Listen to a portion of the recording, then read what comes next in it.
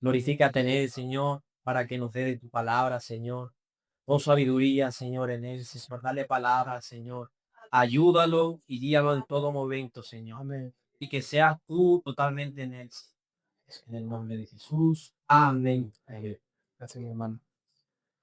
Dios le bendiga, mis hermanos. ¿Cuántos están contentos con el Señor?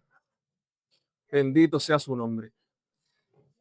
Mi esposa ha hecho, como se suele decir, una pequeña mención porque el Señor llevaba poniendo en mi corazón durante una semana entera este salmo, el Salmo 23. Y lo he estado pensando y digo, qué curioso que justo vamos a hablar de que el Señor es nuestro pastor, cuando nuestro pastor local no se encuentra ahora mismo disponible. Pero recordemos tanto orar por nuestro pastor local, como también recordar al pastor de pastores que es el Señor. Me gustaría que fuésemos a la palabra, al Salmo 23. El Señor me estaba bombardeando con este salmo durante toda la semana. Si le digo que 15 veces he escuchado este salmo en algún lado o me han hecho incluso recitarlo personas o directamente estábamos en el coche mi esposa y yo que íbamos de camino para allá, para Sevilla, y estábamos escuchando una canción que decía, aunque ande en valle, no, aunque esté en el valle de la muerte y temor, tu amor me quita todo temor. Y justamente cuando pasábamos veíamos un camión que ponía en la parte de atrás, Huelva Cartaya. Y dice mi mujer, mira eso de ahí. Y digo, bueno, pues el Señor ya habló. Bendito sea su nombre. Vamos al Salmo 23. Vamos a leerlo entero, mis hermanos, para la gloria del Padre, del Hijo y del Espíritu Santo. Jehová es mi pastor, nada me faltará. En lugares de delicados pastos me hará descansar. Junto a aguas de reposo me pastoreará. Confortará mi alma. Me guiará por sendas de justicia, por amor de su nombre. Yo sé, hermano, que usted lo está cantando en su mente. Aunque ande en valle de sombra de muerte, no temeré mal alguno, porque tú estarás conmigo. Tu vara y tu callado me infundirán aliento. Aderezas mesa delante de mí en presencia de mis angustiadores. Unges mi cabeza con aceite, mi copa está rebosando.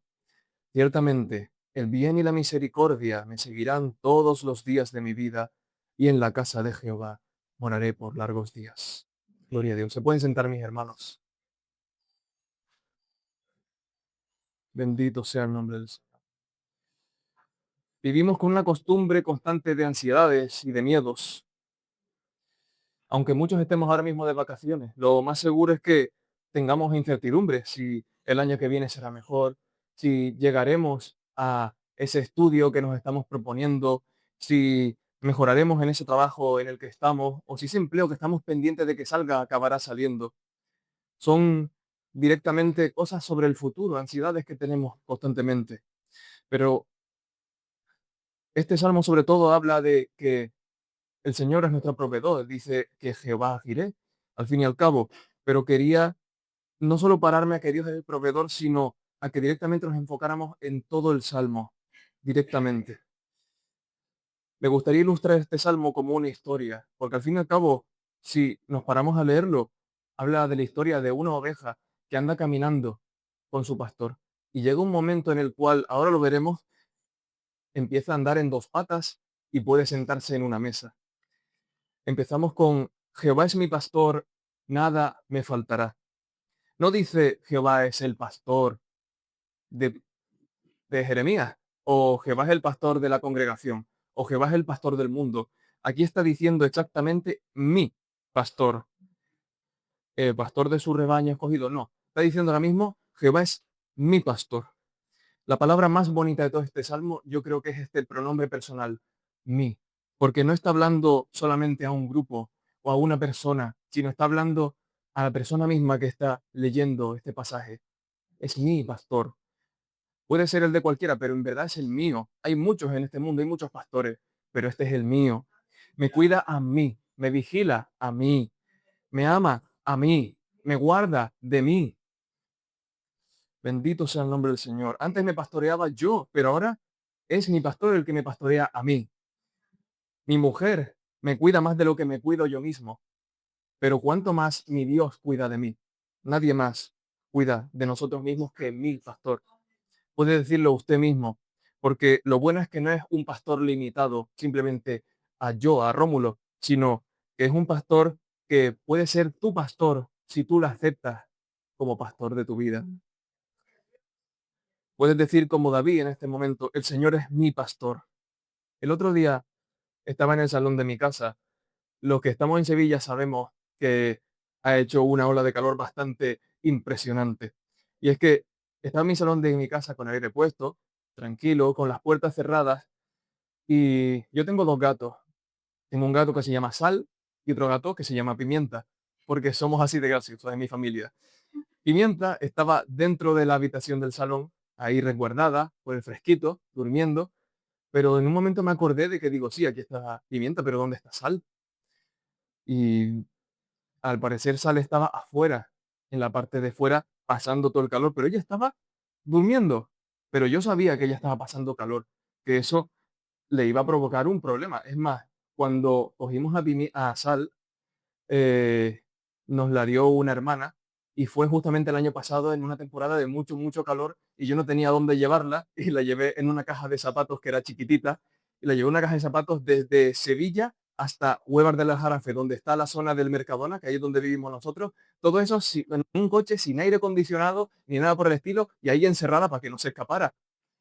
Yo en un momento dejé de escuchar el sonido de sus maullidos. Cuando llegué a casa, le enseñé a mi mujer, mira, aquí tengo la caja con el gatillo. Abrimos el gato y el gato estaba empapado en sudor, estaba jadeando, estaba casi como medio muerto. Y yo digo, uy, uy, uy, vamos a ponerle el aire y gracias a Dios pues se recuperó. Pero no le recomiendo que coja un animalillo en una caja de zapatos en verano porque no acaba bien la cosa. Pero eso, estaba ahí con el calor y lo primero que hice fue como, hombre, ese es mi animalito, yo lo cuido, voy a cogerlo, lo cogí de donde estaba, ella se deja coger tranquila, dice, lo que tú digas, mi rey, cogí y la llevé para el salón para que estuviera fresquita. Y cuando la llevé al salón no hizo nada de una mirada de agradecimiento o una lamidita de gracias por haberme traído aquí, simplemente cogió, dice, pues estoy aquí, se fue al sofá, se acostó y se durmió. Muchas veces nosotros somos también como esos animalillos, porque al fin y al cabo los animales domésticos tienen a su dueño y su dueño es el que se responsabiliza de cuidarlos, incluso cuando ese mismo animal no tiene ni idea de lo que está pasando. Mis gatos no tienen problemas, no vienen a mí y se ponen a maullarme diciendo, oye, ¿tú has pagado la luz? O, oye, ¿has pagado el agua? Porque yo bebo agua, necesito agua en mi cuenco. No, ni tampoco me preguntan si ha subido el pienso o ha bajado el pienso. Ellos simplemente se basan en, tengo un cuenco con comida, tengo un cuenco con agua, mis dueños me quieren, estoy seguro, estoy bien, pues ahí estoy suficiente. Y me quedé pensando, mis animales no viven en la ansiedad constante, no me preguntan nada de eso, sino que viven felices y tranquilos, sin esperar nada, porque sencillamente nada les falta. Y los humanos hoy día, nosotros, andamos siempre pensando que nos falta algo. Vivimos en un estado de falsa escasez constante, que si me falta el último teléfono, tú tienes uno. Pero es que el mío, mira, más lento. Ahora esta cámara es mucho mejor. Tiene como 48.327 megapíxeles. Tiene 5G, 6G, 7G. Pero tu teléfono va, sí, pero este es muy bueno. O me falta este perfume de verano. Sí, tengo el perfume de invierno, tengo el perfume de otoño, pero este es el de verano. Necesito el de verano. O me faltan estas papitas para acompañar a esta hamburguesa, porque sin papitas la hamburguesa no tiene ningún sabor así, ¿sabes? Sí, alimenta, pero ¿dónde está la gracia? ¿Dónde está la chicha? ¿Pero realmente nos falta? ¿O es un autoengaño que nos hacemos nosotros mismos? Mis gatos, si pudieran hablar, seguramente dirían, Rómulo es mi dueño. Mientras siga siendo mi dueño, yo sé que él nunca nos ha dejado de comer, que incluso cuando se ha ido de viaje nos ha puesto el cuenco lleno. O incluso si se va de viaje, pues llama a otras personas para que nos revisen si tenemos el cuenco lleno. Nos vigila por las cámaras de vigilancia, nos acaricia mucho, nos quiere. No tengo ningún problema. Del mismo modo nosotros podemos decir confiadamente, Jehová es mi pastor, porque nosotros no seremos gatos, pero somos ovejas del rebaño de Dios y Él sigue siendo ese pastor que nos cuida, incluso de lo que nosotros no llegamos a saber que Él nos cuida. Él nos provee de todo lo necesario. En nuestro rico idioma español nos permite tener dos negativas conjuntas que se convierten en positivas. Y ahora me explico. Nada me faltará. Nada es negativo, es ausencia, no existe nada. Y me faltará. Literalmente, tengo una carencia de algo. Pero es que nada me faltará se refiere a todo lo contrario, a que tenemos absolutamente todo lo necesario. Y ese es nuestro Dios. Por eso debemos de recordar que el Señor será nuestro pastor, por supuesto, y nada le va a faltar a la oveja de Dios para poder glorificar a Dios. Incluso cuando esa oveja ande en aflicciones, sigue teniendo lo suficiente para poder darle gloria a Dios. Pero solamente puede ser nuestro pastor si nosotros renunciamos a pastorearnos a nosotros mismos. Si nos renunciamos a pastorearnos solos, viviremos en la tranquilidad de ser pastoreados por Dios, porque no hay mejor pastor que Él. En el segundo versículo dice, en lugares de delicados pastos me hará descansar, junto a aguas de reposo me pastoreará. En verano, que estamos ahora, hay un problema para los jardineros muy importante, y no es otra cosa que el césped. Puede ir a cualquier complejo turístico, a cualquier hotel o cualquier sitio y verá césped que está verde, precioso, sí, pero ese césped necesita un trabajo, sobre todo en verano y en Sevilla necesita un cuidado muy grande, porque un césped no se mantiene verde si no tiene agua. Pero aquí estamos hablando de que, bueno, el césped al fin y al cabo es un pasto cualquiera, existe todo tipo de pastos, de buenas hierbas, malas hierbas, pero lo importante es eso, hierbas que es verde. Y en eso estamos hablando ahora.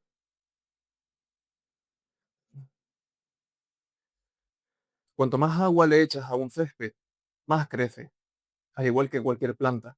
Pero en el césped, más constantemente hay que cortarlo en cuanto más agua le echas.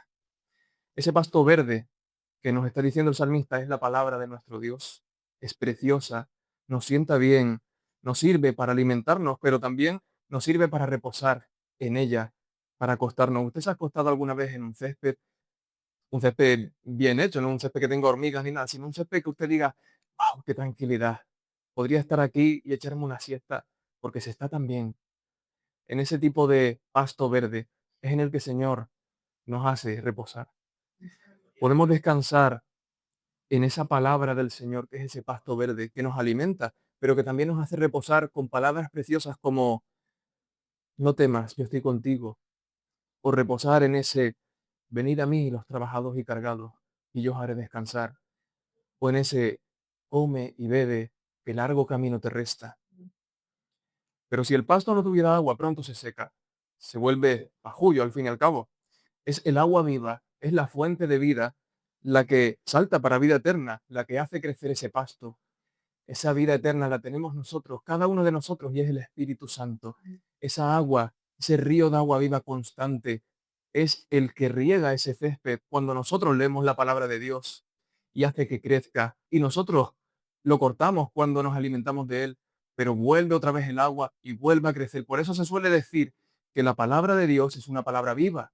No es una palabra que esté muerta, sí, son un montón de páginas, no cambian de la noche a la mañana, sigue estando este libro, no hay ningún duende por la noche que le meta una página de más. Y si no, es un duende maldito, porque dice la palabra que no se baña nada, que es anatema.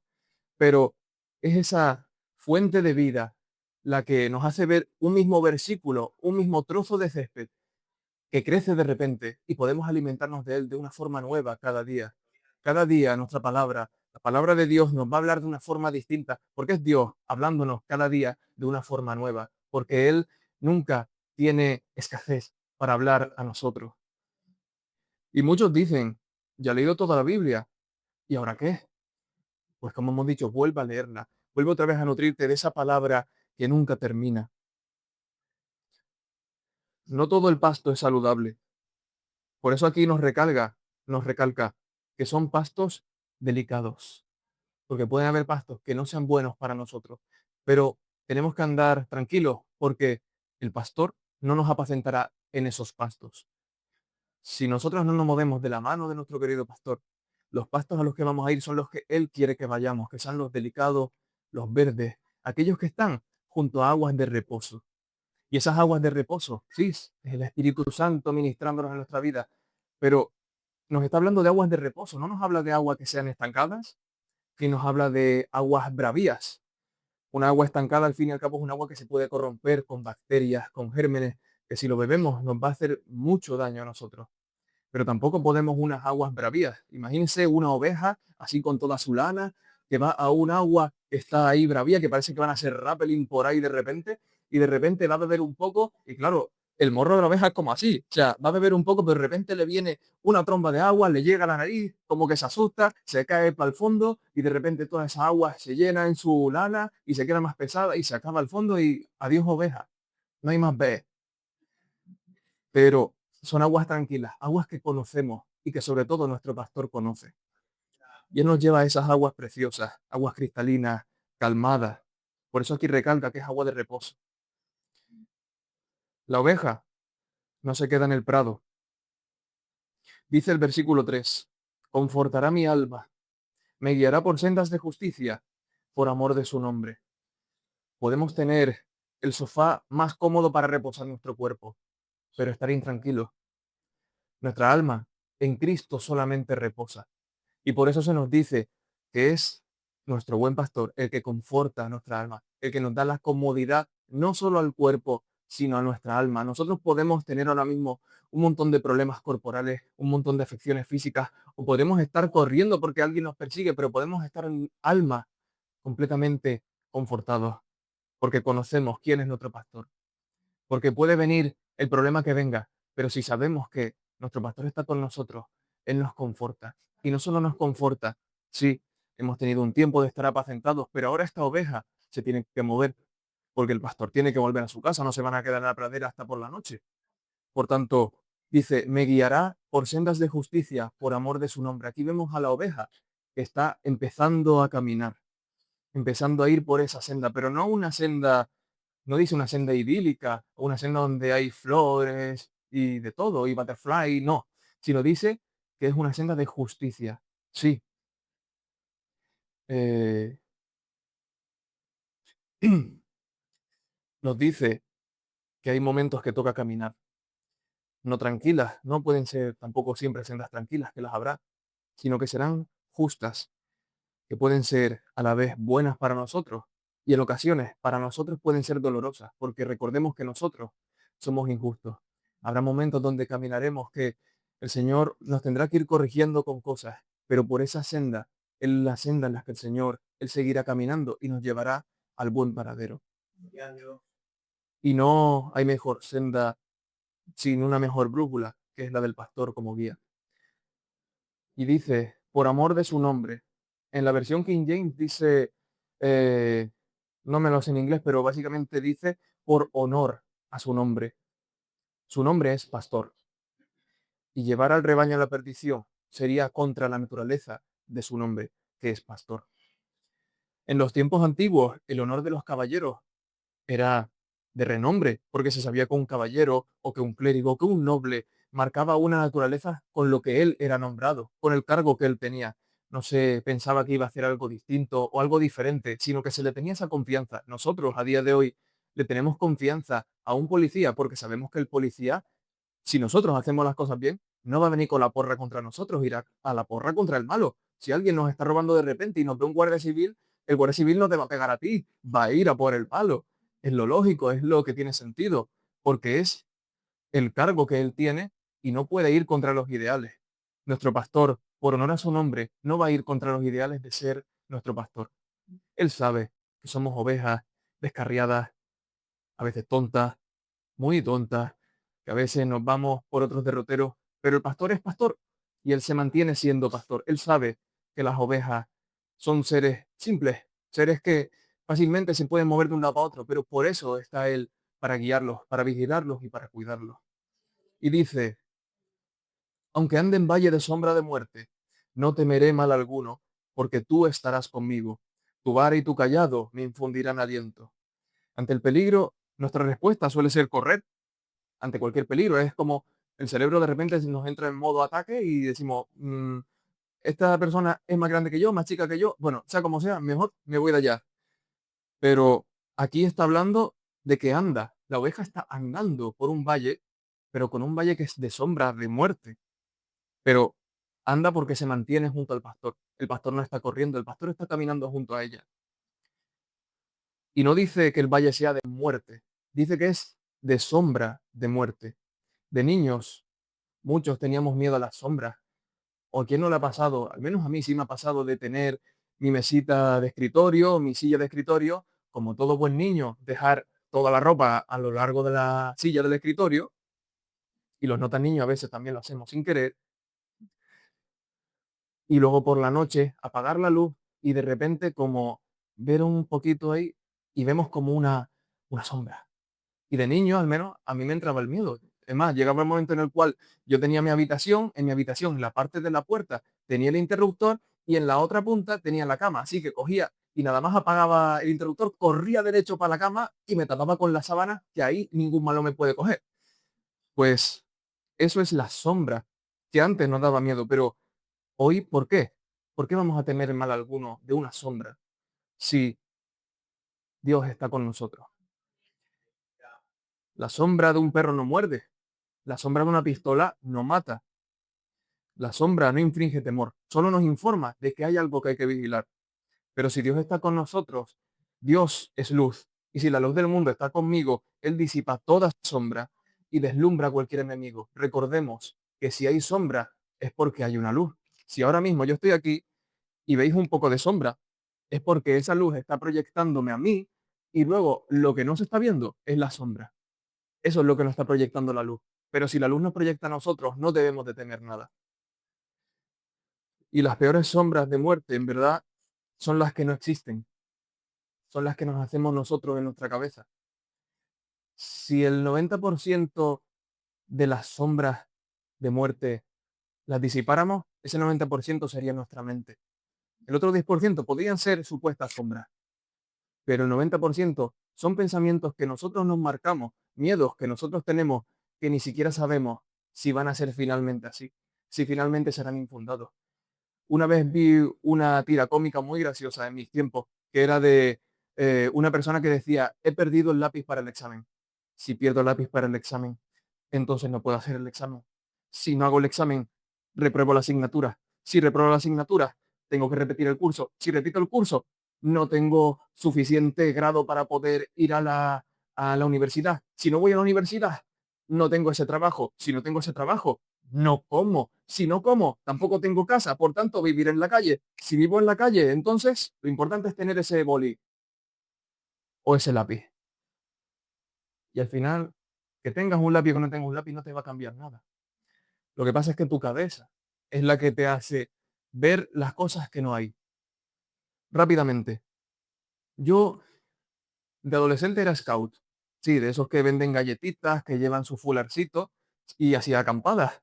Y una vez en una acampada, con todos los scouts, pues yo estaba en mi saco de dormir y como a las 2 de la madrugada o por ahí, noto un movimiento dentro del saco.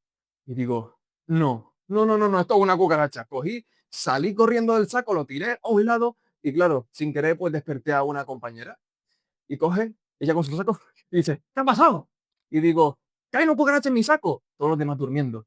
Y dice, ¿cómo que una cucaracha? Al parecer esa amiga pues tenía fobia a todos los insectos. Y yo le tengo asco a las cucarachas. Así que yo no quería meterme otra vez en ese saco con una cucaracha. Digo, yo la dejo ahí. Y llegó un momento en el cual se traumó tanto mi amiga de eso que yo había dicho, que nos quedamos los dos sin hablar, simplemente mirando al saco durante 2 horas y media hasta que a mí me dio el sueño y me dio por coger y zarandear el saco y me di cuenta que esa cosa que parecía una cucaracha en verdad era el tensor de dentro del saco. Una gomita que está ahí. La primera vez en mi vida que me di cuenta de que había una goma dentro del saco y de la peor forma posible. Pero eso sí, mi compañera se acordó desde el resto de sus días de que le hice una noche sin dormir. Pero eran cosas que yo me había inventado. Al fin y al cabo, la mente no juega malas pasadas y las sombras peores todavía. Por tanto, debemos de darnos cuenta de que nuestro Señor es el que nos cuida, tanto de la sombra de muerte que nos muerde, como de aquello que pudiera hacernos cualquier mal. Y es curioso, porque parece profético, pero no estoy hablando en ningún momento de que esto sea profético, pero me pareció curioso que dice sombra de muerte, no dice muerte en sí. Los cristianos a día de hoy No debemos de temer a la muerte, porque la muerte en nosotros no tiene poder. Cristo ya venció a la muerte. Lo dice en Primera de Corintios, capítulo 15, versículos 55, 56, nos habla de Pablo que dice, ¿dónde está, oh muerte, tu aguijón? La muerte ya no tiene aguijón. La muerte ya no puede hacernos nada, porque el Señor ya sorbió la muerte en victoria. Por tanto, ya ni siquiera esa sombra de muerte nos debe de dar mal alguno, porque el Señor Jesús está con nosotros. Estoy postrado en la cama de un hospital, pero tú, Señor, estás conmigo. Me están queriendo quitar el trabajo, pero tú, Señor, estás conmigo. Puede que no entre en mis estudios este año, pero tú, Señor, estás conmigo. Bendito sea el nombre de Dios, porque, hermano, deja de pensar tanto en la sombra de muerte y piensa en la luz de la vida, que esa sí es tácita, esa sí que es palpable, se llama Jesús de Nazaret. Esa es nuestra luz del mundo. Y yo soy una oveja torpe, fácilmente descarriable, y mi pastor sabe que lo soy, sabe que no puedo ser bueno, y por eso él tiene su vara y su callado que me infunden aliento. La vara, shevet, en hebreo, es el palo usado por el pastor. Es un palo largo que sirve para apalear a todo enemigo que vaya contra la oveja, para defenderla y para ofender a todo que sea enemigo. Y luego está el callado, que es mishenet, que es un bastón curvo, muchos los conoceremos los que hemos visto Toy Story, curvo en la punta, que servía para con ese curvo rescatar de un barranco por el cuello a una oveja que estaba a punto de caerse por el barranco, o que estaba ahí metida en una grieta, coger y levantarla, o meramente para tocarla, para darle como ese tacto de presencia. Nuestro Señor nos tiene siempre con su callado con un tacto de presencia. Porque la oveja, si tú a la oveja le das con la vara, entonces se va a asustar. O si con el callado le metes un golpetazo, entonces va a salir corriendo y ahí no hay ande que en valle de sombra. No, no, ahí no hay ande. Ahí es que corre despavorida y anda tú a buscar a la oveja a ver si la encuentras. A mi padre le pasó. Mi padre era pastor también, allí en el pueblo, en Canarias, y de niño, ya no. Pero llegó un momento en el cual se le perdió una oveja y él estuvo, me dijo, estuve desde las 6 de la tarde hasta las 11 de la noche yendo por los rijos, porque Canarias es un sitio con un montón de, ¿cómo se dice? Bueno, un montón de barrancos.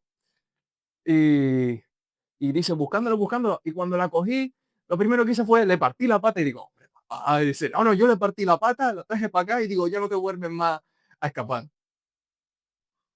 Pero claro, porque le dio un golpe. Si tú le das un golpe, las ovejas salen corriendo. Aquí estamos hablando de un callado, de un tacto, de un pequeño empujoncito. Eso es lo que hace el Señor con nosotros. Él no nos golpea de una y tira para adelante, sino Él, estando a nuestro lado, nos va guiando con su callado. Dios no ha dejado su vara a día de hoy, porque con ella nos muestra que Él pelea con nosotros, por nosotros. Ni tampoco ha dejado su callado porque lo notamos en nuestro costado a través de su guía y de su cuidado y de sus glorificaciones en medio de los caminos desafiantes. ¿O no ha pasado, hermano, que usted ha orado al Señor, le ha pedido algo, está buscando una confirmación y en el momento que menos le parece que iba a pasar, de repente le llega una confirmación del Señor o algo que le ha sucedido de repente en ese día y dice, wow, esto ha sido el Señor? Pues ahí está el callado del Señor diciéndote, yo estoy contigo, yo te cuido, yo te guío, estás yendo por el buen camino. También dice en el versículo 5, aderezas mesa delante de mí en presencia de mis angustiadores, unges mi cabeza con aceite, mi copa está rebosando. ¿Se ha dado cuenta mi hermano que ahora está hablando de una mesa? Las mesas, las ovejas no se sientan a las mesas, pero aquí está hablando de que se sienta en una mesa. Aquí ya no solamente eres oveja, ahora eres invitado de honor, invitado especial por el Señor en su casa. Y dice, aderezas mesa delante de mí en presencia de mis angustiadores. Hermano, ¿hay algo que te angustia a ti hoy?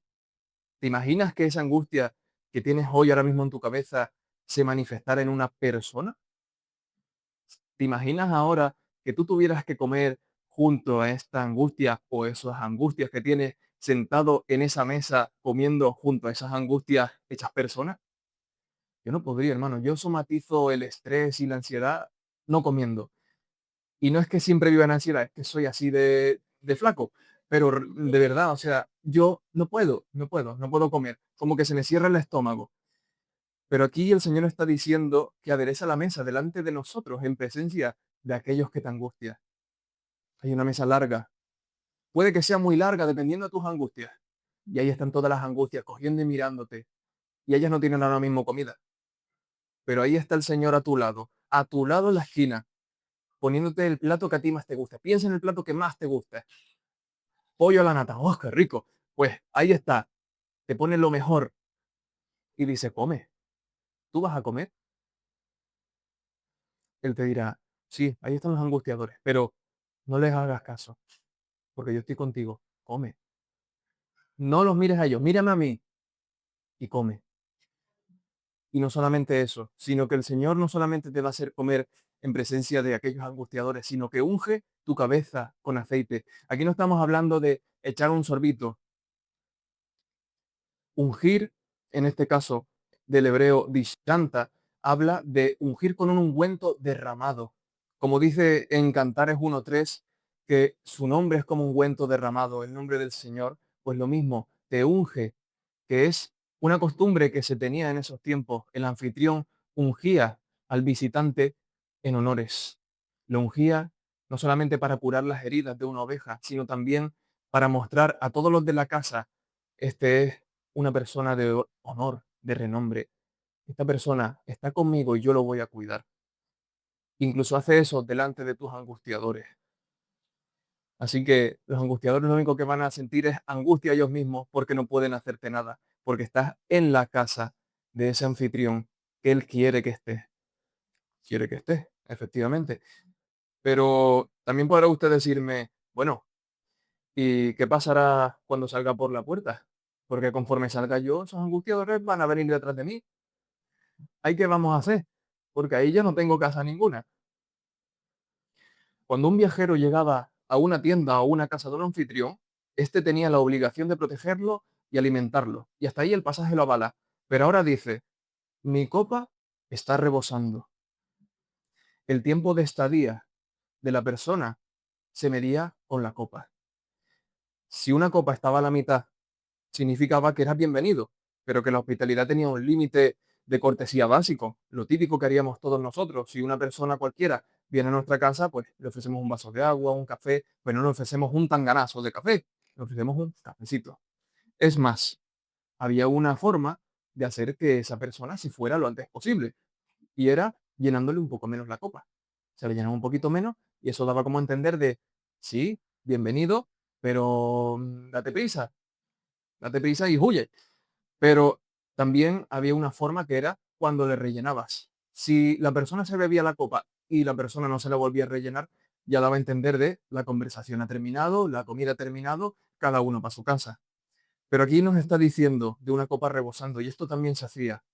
Cuando el anfitrión tomaba el vino y lo servía hasta que literalmente se derramaba, estaba enviando un mensaje cultural contundente y es, no quiero que te vayas. Mi provisión para ti es inagotable. Mi casa es tu casa y quiero que te quedes aquí por tiempo indefinido. Es más, podrá estar rebosando y tú bebías un poco y volvían otra vez a echarte para que rebosara. Y así constantemente, porque tu presencia con ellos no quería que se acabara en ningún momento. Y así es nuestro Señor con nosotros. Nuestra copa está rebosando porque el Señor quiere esa presencia constante con nosotros, quiere esa comunión de tú y yo y tú, de mi oveja y el pastor, siempre juntos. Y ahí los angustiadores son angustiados. El versículo último y termino. Ciertamente el bien y la misericordia me seguirán todos los días de mi vida y en la casa de Jehová moraré por largos días.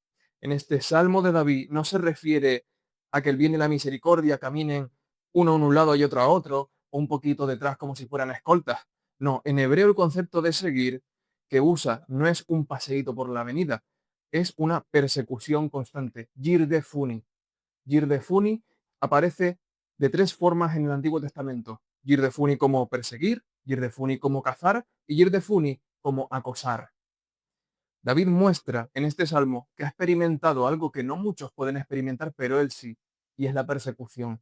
Él fue perseguido por el rey Saúl durante mucho tiempo, en muchas ocasiones, y sabe de primera mano lo que es la palabra persecución. Tenerlo aquí, no poder separarte, saber que siempre está ahí y tenerlo siempre constante, de que está aquí persiguiendo, persiguiendo, persiguiendo. Y aquí el Señor nos está diciendo que Él también nos está persiguiendo con su misericordia y su bondad. no para hacernos mal, sino al contrario, entre más nos persiga, más cerca estaremos de Él y menos podrán venir las maldades o las penurias que puedan venir a nuestra vida. Escoge esta palabra con mucha razón, porque Él sabía realmente lo que es ser perseguido o ser cazado. Es más, en Lucas 15:4 nuestro Señor Jesús nos hablaba de una parábola, la de la oveja 100, esa oveja que fue perdida. Dice, ¿qué hombre de vosotros, teniendo 100 ovejas, si pierde una de ellas, no deja las 99 en el desierto y va tras la que se perdió hasta encontrarla? Al igual que hizo mi padre, la persiguió y la persiguió hasta las 10 de la noche para encontrarla. Y cuando la encontró, no la soltó más. Ni nunca más dijo, voy a dejar que se descarríe. No, la cogió y no la volvió a soltar nunca más. Y ese es el amor que tiene el Señor con nosotros. Y David cierra, habiendo experimentado todo esto, hemos hablado de todo este camino de la oveja, hemos hablado de cómo incluso somos invitados de honor en la casa de Dios. Y habiendo vivido todo esto, hace una declaración de intenciones contundente, un resultado que hace en su corazón y es, y en la casa de Jehová moraré por largos días. En la casa de Jehová moraré por largos días. Desde que fue pastoreado, volvió al redil por el camino de justicia, pasando por el valle sombrío, y descansó en su hogar seguro, y dijo, ciertamente, en la casa de Jehová moraré por largos días. En la versión King James dice, en la casa de Jehová moraré para siempre. Es exactamente lo mismo. Todas estas maravillas están preparadas para quienes son ovejas del Señor, no para quien solo profesa ser oveja, sino para quien se comporta verdaderamente como es una oveja, siendo sencillo, siendo obediente, alimentándose con el prado verde que da su Señor, bebiendo de esa agua preciosa que da el río de Dios y transitando por la senda justa junto al buen pastor, bajando por el valle junto al buen pastor pegado a él y morando en su casa. Hasta la próxima excursión. Dios les bendiga.